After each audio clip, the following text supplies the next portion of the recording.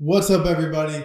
Welcome back to another episode of the Gym Sessions podcast. As always, I'm your host, Justin Ochoa, and excited to jump into another solo episode today. We're going to be talking about the hybrid training model. Now, for those of you guys that don't know, a hybrid training model is just a model that blends the general physical preparedness or sports performance with skill development or more technical and tactical development for athletes. So that's a model that blends two worlds together where one coach or one entity is doing both of those jobs, which is typically looked at as two separate jobs.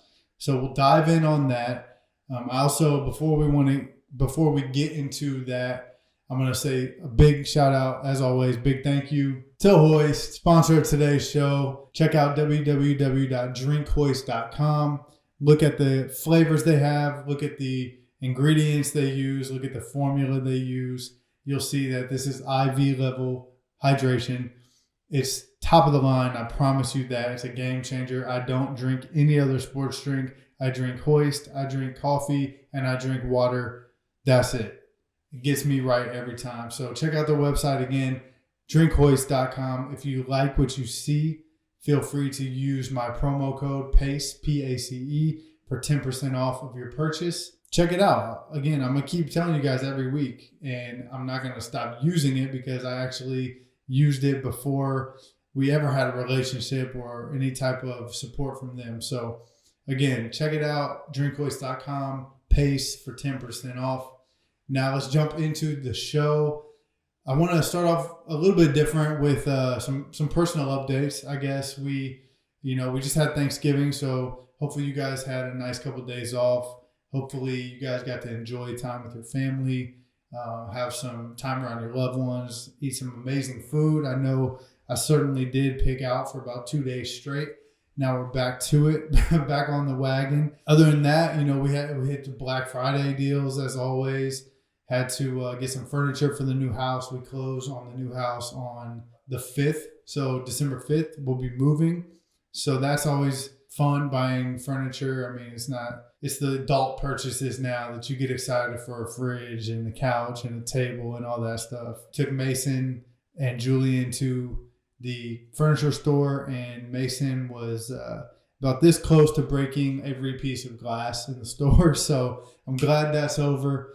Other than that, I just wanted to fill you guys in, obviously, on some personal stuff, just because I know that this is more like get straight to it, get straight to the interview or the topic. So I figured I'd update you guys on what's going on in my life. I feel like once I get that house closed on, it'll be a huge weight off of my shoulders. My life has kind of been in limbo, it seems like, with not knowing what the next step for the gym is, not knowing when the house is going to be done until recently. So we actually sold our house back in April. So we've been renting from the new owner in the same house, which is actually kind of unique. The guy who bought our house is actually going to turn it into a rental property. So we got lucky in that he's going to rent it back to us until the house is done, which is approaching rapidly. But it was nice because the market was so high when we sold. We couldn't have gotten what we got for our house back in April today. So it all worked out. But we just been kind of, not living normally. Like, we got boxes everywhere. Our house isn't as clean or tidy as it usually is. So I'll be happy when this chapter is closed, and then we can focus on the gym and just figure out where our next move is there. We've actually got a space that we've been eyeing. We turned in a RFP, which is a request for a proposal, so we can get a formal proposal from the owner to see what the numbers might look like. Been talking to the bank to see what our lending options might look like. So hopefully before Christmas, I'll have an idea kind of what the next move is for the gym and what that looks like going into 2023. So the vision there is just be able to have everything in-house: basketball court, weight room, turf, and potentially some other items. Have a one-stop shop for athletic development and really just get back to where we were before all this stuff kind of went down with our partnership up in Grand Park. So I will be super excited when that chapter closes as well. But we're not there yet, but we're getting there. We're getting close, so I can't wait. Now, in terms of today's show, today will be a quick one. I'm hoping to keep this around 30 minutes so you guys can listen to it on your commute and we can just get straight into the info. And I try not to go on too many rants today, but I can't make any promises. So, hybrid training model. What is a hybrid training model? To me, is just simply a model that incorporates elements of general physical preparedness or strength and conditioning, speed and agility, with the elements of skill development and more strategy of the sport. So you take those two things, you mash them together. That's what I think a hybrid training model is. A hybrid coach is somebody who can facilitate both of those things. So somebody who can do skill development, sport-specific skill development, and strength conditioning, speed and agility, and the general physical preparedness of an athlete. So from my standpoint, now this is the model that I use and have kind of moved to most recently. There's a lot of benefits that come with this, and we'll get into those benefits later on in the show. But I want to kind of focus on the what, the who, and the how do you implement this before we get into the why. So as I stated, we know what it is now. Who can implement this? And in my mind, I think that really anybody can. I don't think that there is a certain level that you needed to reach as an athlete to be able to then pass that down as a coach. I don't think there's really any limitations other than what you put upon yourself as to how far you can take your coaching career and how many different ways you can help your athletes. So for me, I want to say anybody who's willing to put in the work, just like anything else, anybody who's willing to put in the work can find a way to find success. Okay, and it might not be overnight. It might not be 5-10 years down the road, but if you continuously put in that work and you give the best that you have at your craft, you're going to find success in that. And not only that, it's more about finding joy along the process, along the journey, than being so fixated on the end result or the destination of whatever this, project is. And I know that sounds corny because how many times have you heard that? It's not about the destination, it's about the journey. And that is corny, but I totally agree with that. And so for me, any coach who's willing to put in the work, master their craft, learn new skills, continuously educate themselves, and dedicate themselves to helping their athletes, I think is more than eligible for a hybrid training model. I think my biggest pet peeve is coaches that rely on their playing career or what they've done in the past to validate their coaching career or what they're doing now. Because believe it or not, some of the worst coaches that I know are former professional athletes. And some of the best coaches that I know are guys that never played a meaningful sport after high school. So what does that tell you? It's not about what you did. It's about what you're doing currently and how you're refining and perfecting your skill set and your craft, right? Just because you played pro doesn't mean you're going to be a good coach. It just doesn't. And just because you never played pro or college or at a high school level doesn't mean that you can't be a good coach. It's all about the effort that you put into your craft, the resources that you get into, the investment in your education. All of that stuff is more relevant than your playing career. So, sorry, I told you I wasn't going to go on any rants, but here we are on a rant already, freaking 10 minutes into the show. But I just want to get that out there. I mean, I don't think that there's a prerequisite for who can be both a skills trainer and or a strength and conditioning coach. I just really don't think that's the case. Now, it does help to have a background. I will say that. If you played football in high school, it's going to be really, really hard for you to become a really good basketball coach if you never played basketball. That's just the reality of it. It helps to have a background. But even if you didn't, I still think all of this stuff can be learned over time. All of this stuff can be refined, and you can educate yourself over time. If you're not in a rush for overnight success, I see no reason why you'd be able to pull this off, or you wouldn't be able to pull this off. So I just think that it's more about the skill set and the education and the constant working towards bettering yourself as a coach, rather than, what you traditionally might be viewed at. So that's kind of my long-winded answer for who can become a hybrid coach.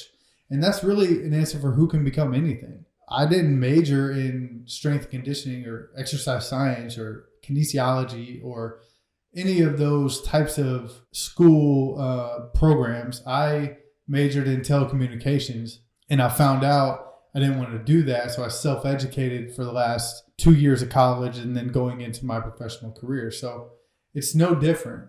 You can really do anything that you set your mind to as long as you're ready to put that work in, right?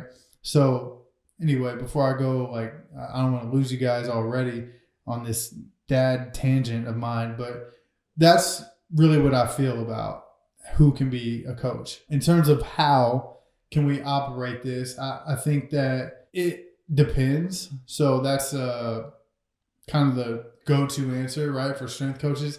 It depends. But for me, what's worked is having a credit system. So you pay X amount a month for X amount of credits. Those credits can be used for X amount of sessions. And then I offer sessions in 2 domains: on court, in weight room. So on court, you're going to get your basketball skill development. In the weight room, you're going to get your strength and conditioning and your speed and agility work. So that's how we offer it up. So if you're on a 3 times a week plan, you can come Monday and Friday in the weight room, and then Wednesday on the court. And then that's how you can do it. A lot of people are doing the unlimited plan, so they can do like a Monday, Wednesday, Friday in the weight room, and then they can do Tuesday, Thursday on the court, or other days on the court with other trainers. That's one other thing I do want to hit on is, in terms of a hybrid training model, I think relationships matter the most. In training, I think relationships matter the most. Meaning, I offer strength and conditioning, and I also offer skill development. Relationships to me are the most important thing in training in terms of, how to really get long-term success. So that's one thing that this hybrid training model has been a little bit difficult with, is because I love to manage even relationships that aren't mine. So meaning, if I have a athlete that comes to me for strength conditioning and they go to somebody else for their basketball training, I'm 100% cool with that, because that relationship matters more for the benefit of the athlete. If they want to train with me on the basketball court, that's fine, but I'll never ask.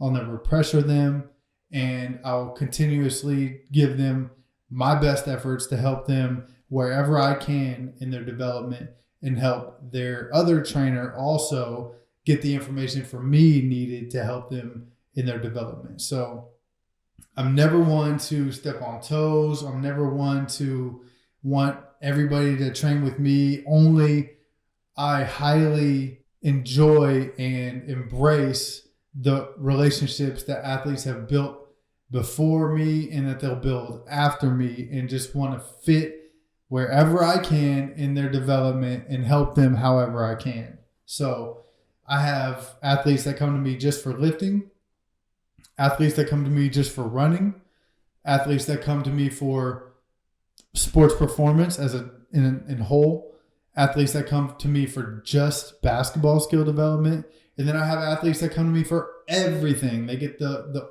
whole facet of services. And that's fine.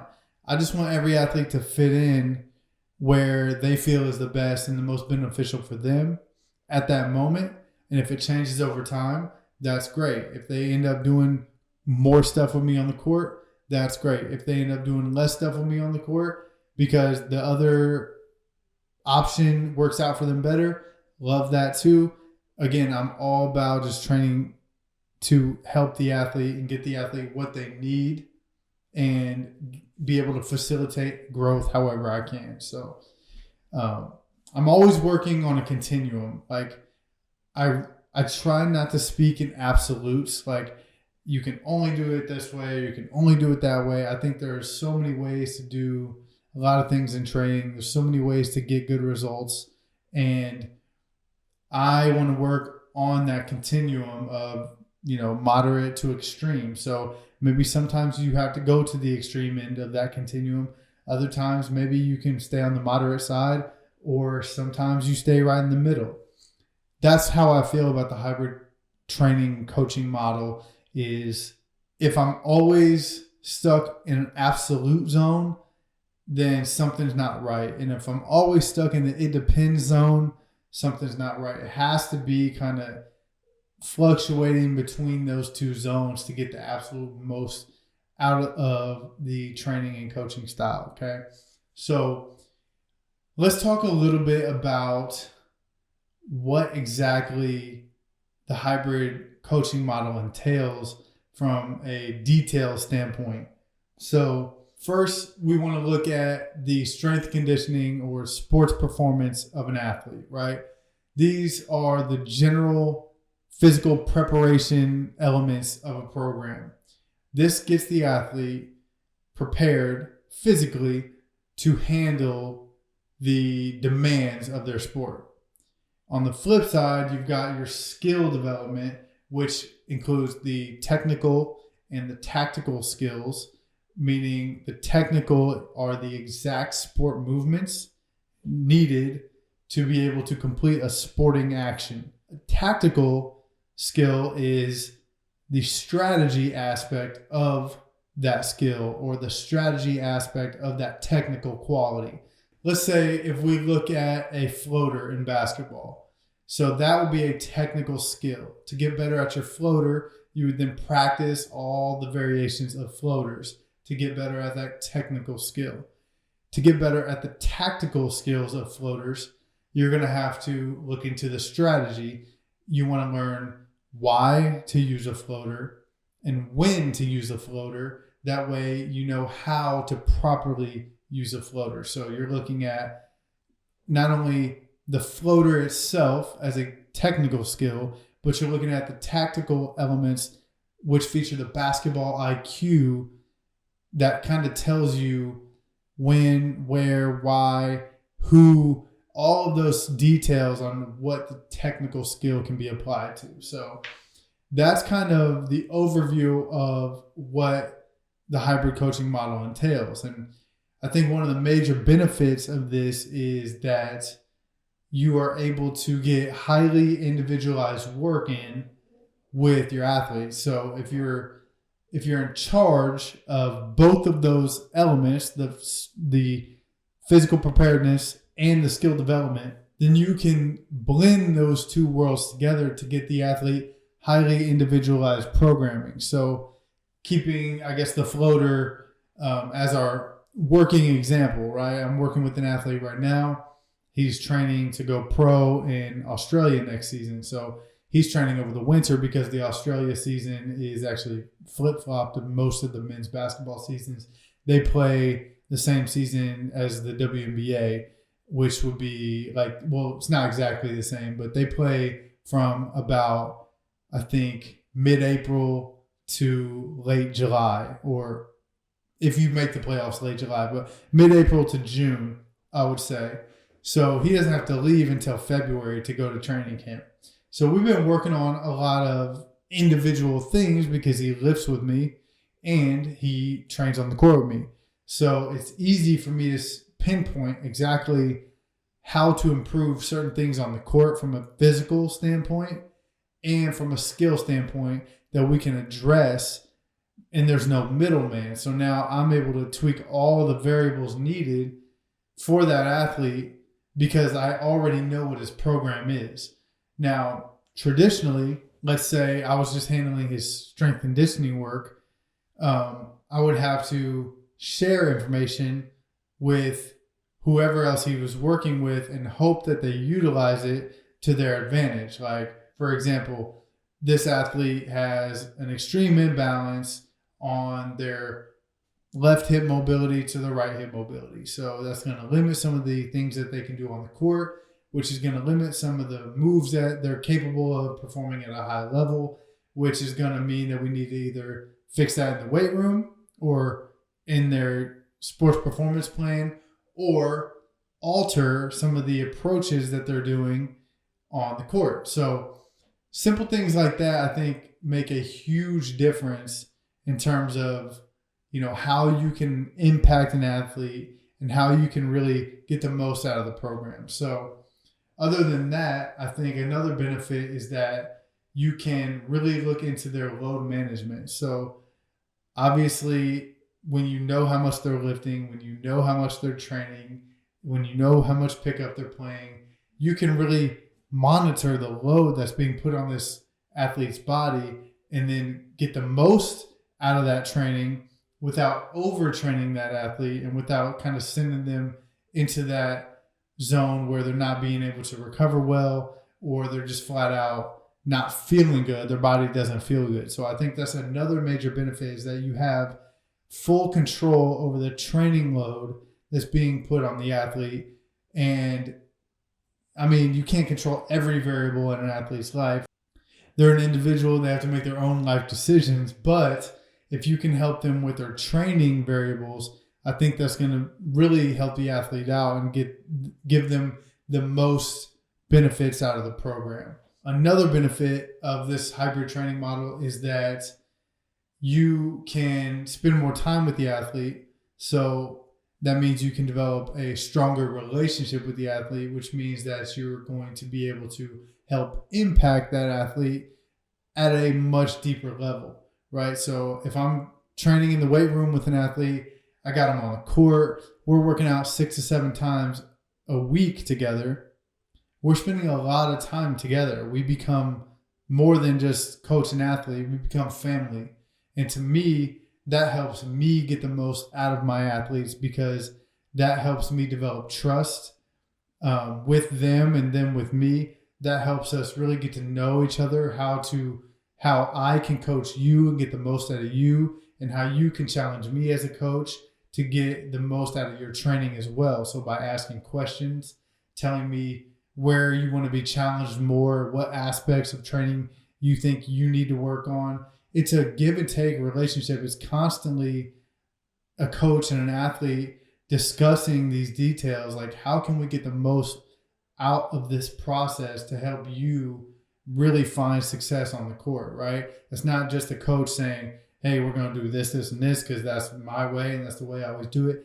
It's constant feedback back and forth, right? So the more time you can spend with your athlete, the better a relationship you can develop with that athlete.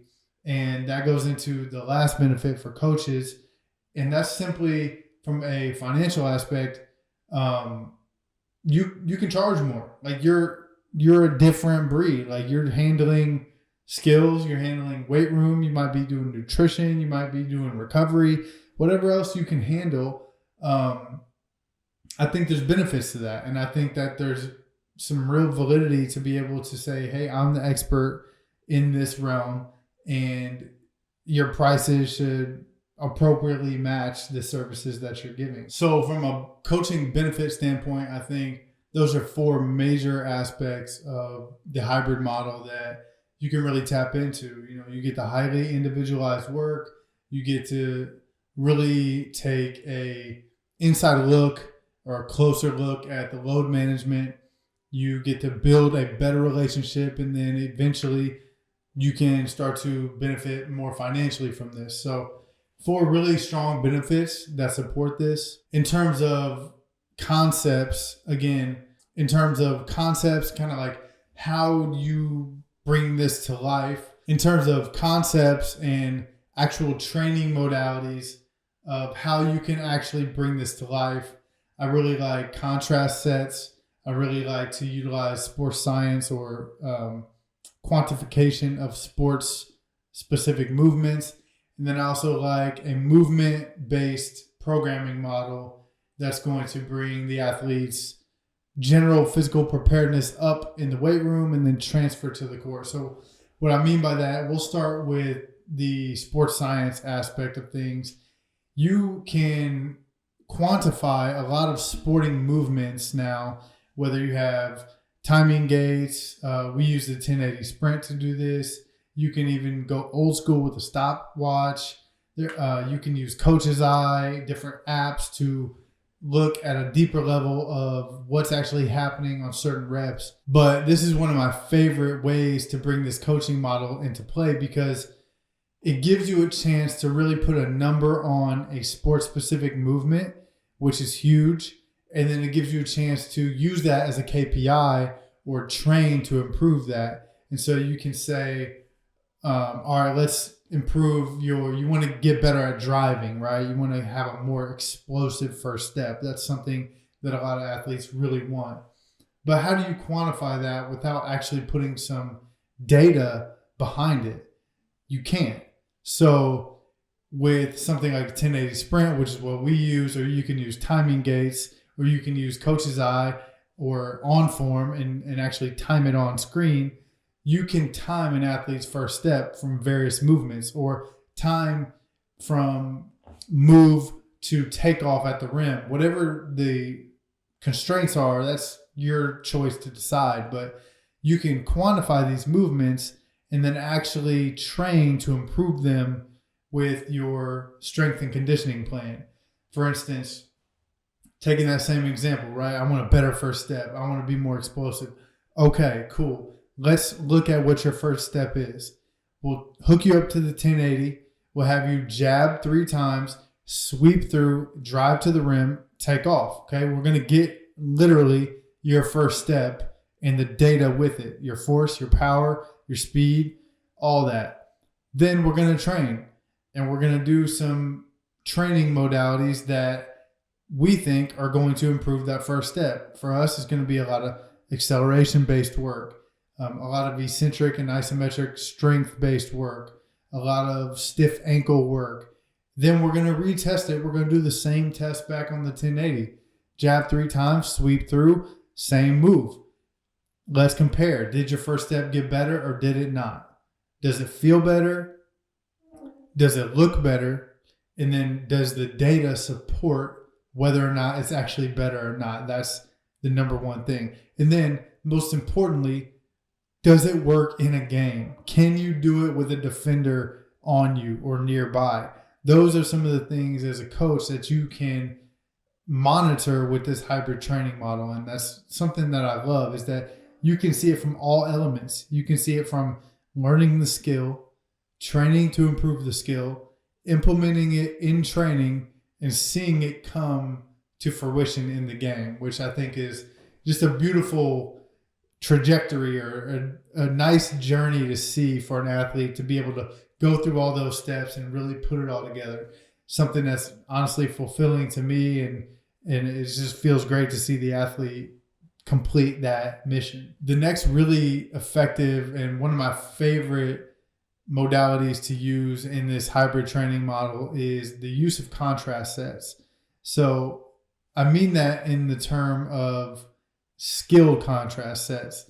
So just like in the weight room where you have a contrast set, which is where you use a really heavy load on a compound lift, like let's say a squat, and then you contrast that or you pair it up with a similar movement pattern that's either unloaded or assisted that pairs with that really heavy compound movement. So if we're looking at the squat as an example, then we would look at a vertical jump as the contrast. You get the really heavy load, which is going to excite the nervous system. It's going to give you a really, really high amount of motor unit recruitment. It's going to really raise that threshold. And then you're going to contrast it with the jump. So you're going to get the most out of that because your body is kind of thinking, oh, this is 300 pounds on my back. I have to squat up. But then you do it with no weight, which is just your body weight, and you explode up. You feel really light and explosive. It's a central nervous phenomenon. Now, you can do that on the court as well. And we've done it with heavy balls. We've done it with the Vertimax. We've done it with the 1080, where we're going to attach load or resistance to an athlete, have them go through a series of moves or sport-specific skill movements, and then we're going to unload them and have them do those same movements and see how they feel. Now, there are certain ways that you can do it. You can do it to challenge the athlete, meaning make it hard for them to do that move. And an example would be if we have overspeed. If we have overspeed, we're going to tow the athlete towards the anchor point of resistance. So they're going to be pulled faster than they typically will be able to run during that sport skill. Then they're going to be forced to decelerate, which is a lot more challenging because they're being pulled in. Then they're going to have to go contrast that with the movement and control all of that explosiveness and speed within that movement. So we've used the 1080 to pull guys into a pull-up jump shot. So it helps them gather their feet, get their balance, and get right into a quick pull-up without having any spillage over or sloppy footwork. We've also towed guys into a lateral deceleration where we're having them sprint linear at the anchor point of resistance and then turn to either the left or the right and do an inside-outside foot deceleration. Then we would contrast that with a movement such as like a rondo pass fake where you're going to drive in a linear fashion. You're going to stop laterally, left, right, do the ball fake like rondo, and then pivot out of that to get into the shot. Now, we just pulled you into that with resistance. Now it's going to be really hard for you to then contrast that because you're going to have so much extra speed and explosiveness. It's going to help you really stick those movements and get your footwork down perfectly so that when you do it in a game, it's like second nature. Another way that we do it is just like in the weight room where we're just trying to get output. We're just trying to contrast it and play kind of a prank on the nervous system and say, you've got really heavy load on you on this rep. You do it. We take it off. Your body is still at that heightened level of explosiveness, and you go into that unloaded and you really get to feel your full capability of what kind of explosiveness you can have if you just apply that force properly in the drill or in that sport movement. So we do that a lot for drives to the basket. We do that a lot for any type of jab work or pivot work where we're going to be forcefully faking a motion like in one direction and coming out of it into another direction with resistance first, and then you unload that and you get really explosive when you do that movement. So it teaches the athlete just how much more they can get out of their footwork and out of their body angles in these certain drills to then be able to do that in the game without any of this training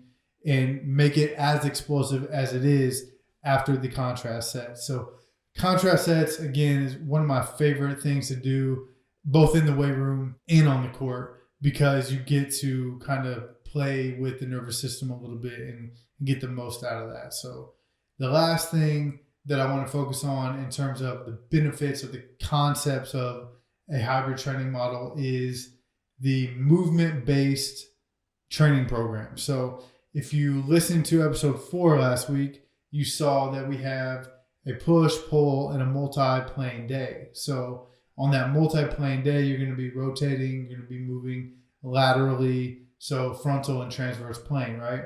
But in a hybrid training model, you can also incorporate all of these movement strategies into your program. You're going to be able to influence their adaptations from one end of the spectrum to the other, whether it be court to the weight room to the court, or life to either of those things, right? Life meaning pain or mobility or flexibility limitations. So some of the things I like to look at there are matching the movement strategies with what's going on in the weight room or the court. So let's say Friday we have an athlete who is doing their lateral or multi-plane day in the weight room, and they're also going to work out on the court that day.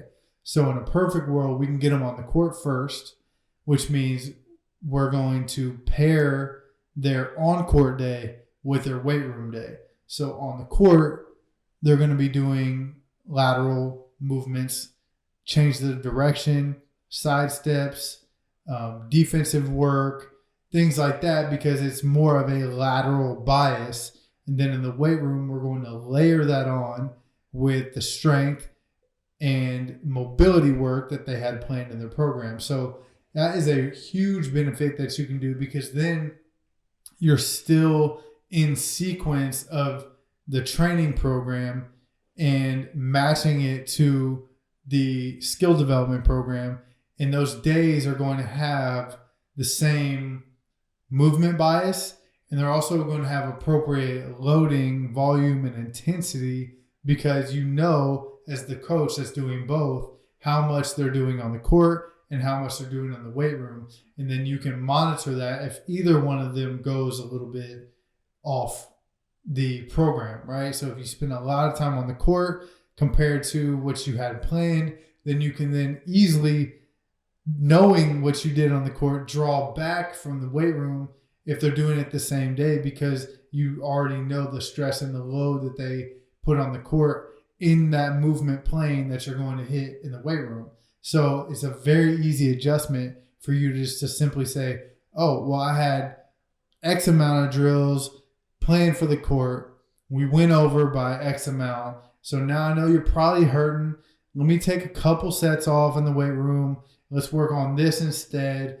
And you can make those adjustments on the fly. Again, the program is not the Bible. It's just a template for you to use to get the most out of your time with the athlete. So that movement-based program, I think, is going to be huge, because you can match what you're doing on the court with what you're doing in the speed and agility session, with what you're doing on the weight session, and have them all be cohesive and synergistic to each other. So it's not a random day. It's like, yeah, we worked on this on the court that feeds the weight room stuff or the sprint stuff. And then now I have a complete program that's tailored to exactly what I did that day, the load, intensity, and volume that I did that day. And it's specific to me as an athlete.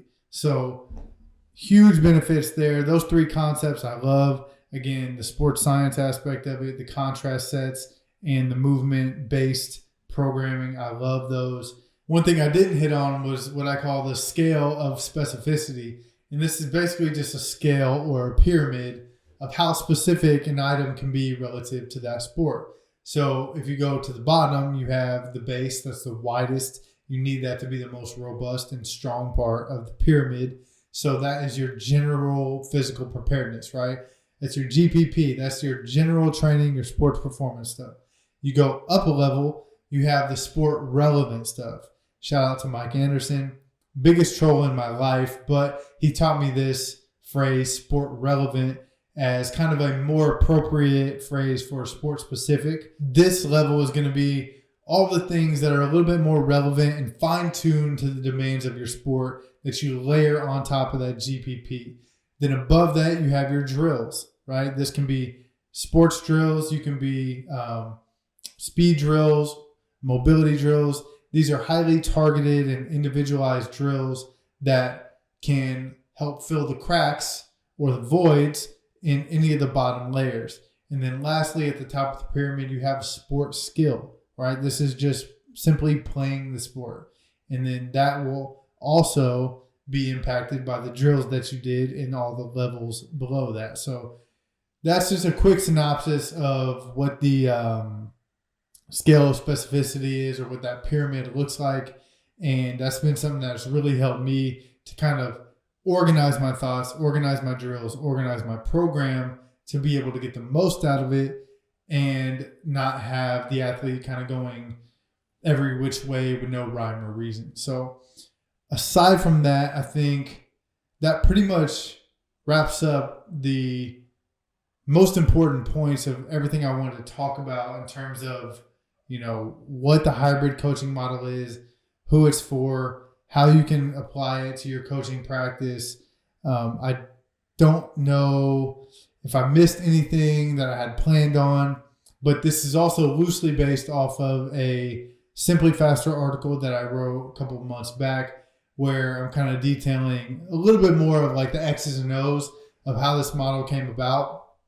So if you want to learn more, you can go to Simply Faster and check out my articles. I have a link in my Instagram bio, my Twitter bio, my link tree, if you will. So that's there if you want to dive a little bit deeper on that. But for the most part, I think that, this is a decent foundation of what the hybrid training model is and who it's for, how you guys can benefit from it if you're coaches, how athletes listening can benefit from it if you work with a coach like this.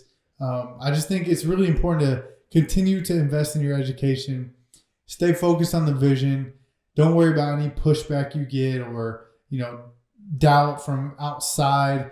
Just focus on you and focus on the vision that you have and why you want to bring this to life. Just focus on you and why you wanted to bring this to life, and focus on, most importantly, just delivering value to your athletes. At the end of the day, that's the most important thing we can do as coaches, is deliver value to the people that we work with. That's why we do what we do. We don't do it for the credit. We don't do it for the glory.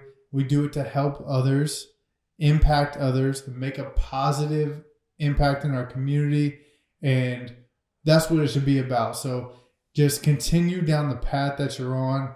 If you're stuck in a rut and you want to run things by me, shoot me a DM. I've got this stuff kind of decently figured out, but by no means do I have all the answers. I love to connect with people and, fine tune different ways that I can maybe fix my model and get more out of it than what I currently am. So again, that's just a brief overview of this hybrid training model.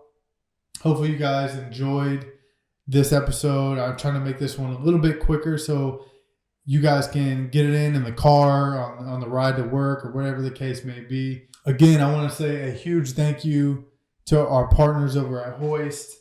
Again, thank you for supporting the show. If you guys want to learn more about Hoist, check out drinkhoist.com. You can learn more all about their IV level hydration. They have these ready to drink bottles in 6 amazing flavors. They also have dissolvable packets. If you're kind of more of I got my cool water bottle, I want to just drop the packet in there, shake it up, they got that too. Hoist has an amazing electrolyte profile. They have way more electrolytes than most sports drinks on the market, way less sugar, cleaner ingredients. It is a phenomenal product. Again, drinkhoist.com.